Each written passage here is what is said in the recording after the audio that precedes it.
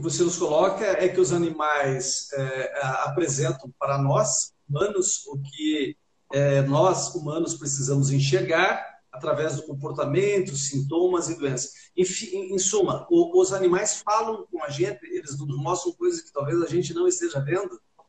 Tudo vem a serviço, Paulo. Tudo no mundo está a serviço. E o serviço dos animais, dos pets, em si, está em espelhar o que a gente precisa enxergar.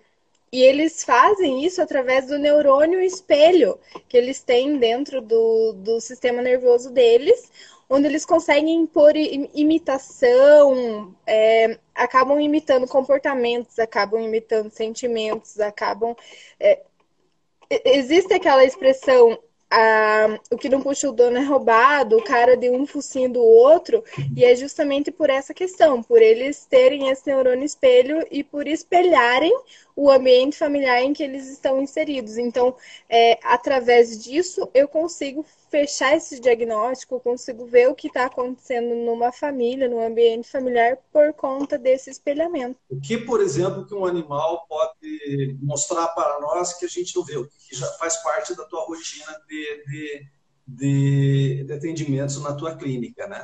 Porque eu pego, levo um animal, teoricamente ele está doente, né? Porque o que me parece é o seguinte, eu estou levando meu bicho, meu pet, para o psiquiatra, que é ou a psicóloga, Exato. né? Que é a mesma psicóloga, né? Mas ela dá um diagnóstico que ultrapassa meramente aquele sintoma, teoricamente, que ele está sentindo, que seja afeto, uma dor na perna, uma depressão. O cachorro tem depressão, gato tem qualquer animal, uma tartaruga é depressiva às vezes, né?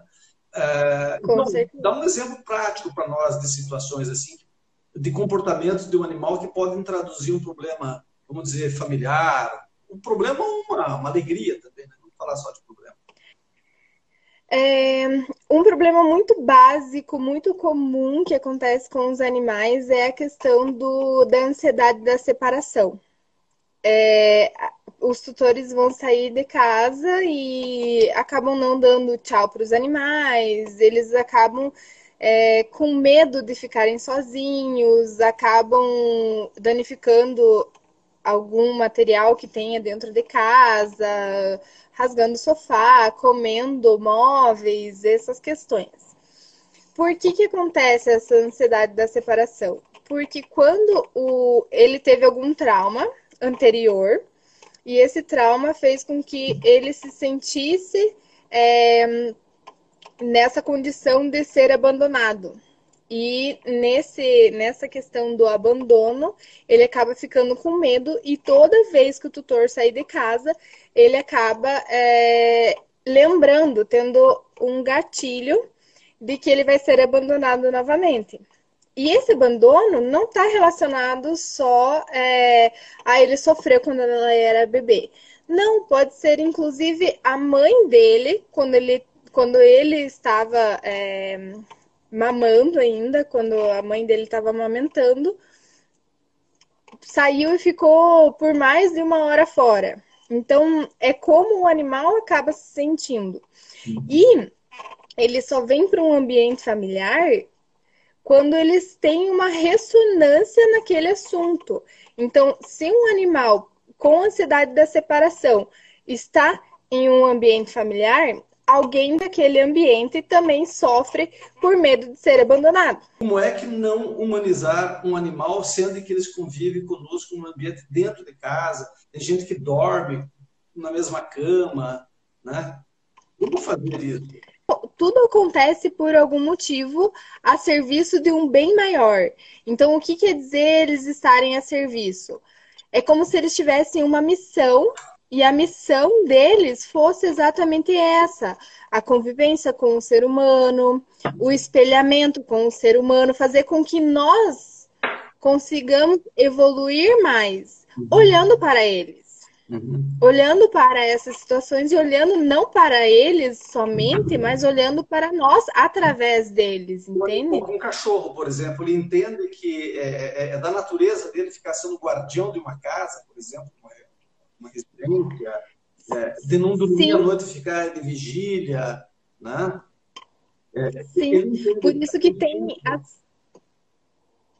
Por isso que tem as raças dos animais, tem animais divididos por categorias, tem animal de guarda, tem animal de companhia, tem animal de várias especificações.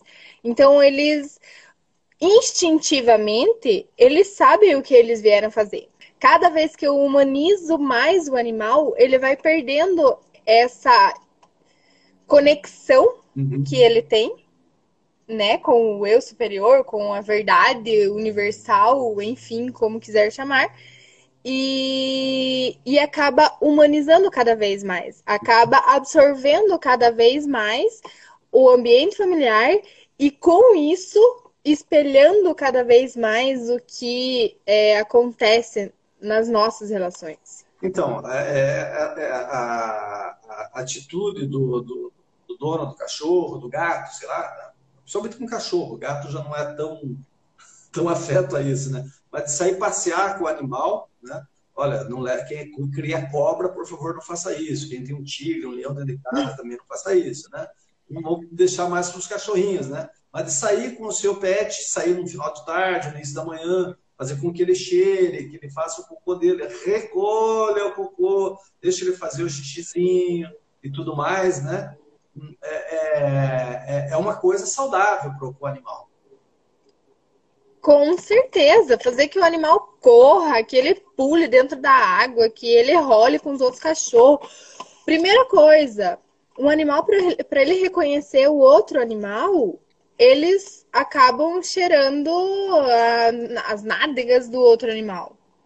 E a primeira coisa que a gente faz quando um animal está fazendo isso é não deixar. Então ele acaba não conseguindo se reconhecer no ambiente que ele vive, ele acaba não conseguindo ser cachorro. Uhum. Uma coisa interessante, né? Você fala da medicina tradicional chinesa, por exemplo, a acupuntura, né? A gente sabe que a acupuntura é cada vez mais difundida entre os humanos, né? Entre as pessoas, cada vez mais as pessoas reconhecem a importância da acupuntura e a profundidade dessa tradicional prática, né, milenar, mais de 1000 anos entre os chineses e que hoje já não é mais oriental, já se propagou para o Ocidente, para o planeta todo, né? Eu uso a teoria dos 5 elementos, eu busco o equilíbrio desses 5 elementos. Como o animal, ele chega para mim geralmente com muita dor, o distúrbio já está muito, muito, muito avançado. Então, eu não consigo só restabelecer o equilíbrio. Eu primeiro preciso trabalhar com tratamento de choque, assim, para tirar a dor do animal, para depois buscar um equilíbrio dos 5 elementos. Então, essa questão que é um pouco diferente no humano, né? O humano, ele vai com um pouco de dor, tá um pouco desequilibrado. No animal, não. O animal geralmente está muito desequilibrado, e então eu venho num tratamento de choque a princípio, mas uso. Tá, mas ele tá, aí é uma questão interessante. Ele está muito desequilibrado porque o proprietário, o dono, deixou que ele chegasse no extremo, né? Aquela só uma feridinha, né? Não dá bola. E aquilo, de repente, está uma feridona. Daí só, então, quando parece não ter mais alternativa, né? Agora eu vou ter que levar o meu cachorro para o veterinário, né? Então, infelizmente, as terapias holísticas, esses tratamentos integrativos e sistêmicos, eles estão ainda em último plano. Mas é isso que a medicina veterinária do 3º milênio vem com força total para fazer com que essa medicina holística entre no lugar não, porque é integrativo, né? Tem que ser integrado junto com a medicina tradicional, mas para que elas se unam e consigam trabalhar juntas.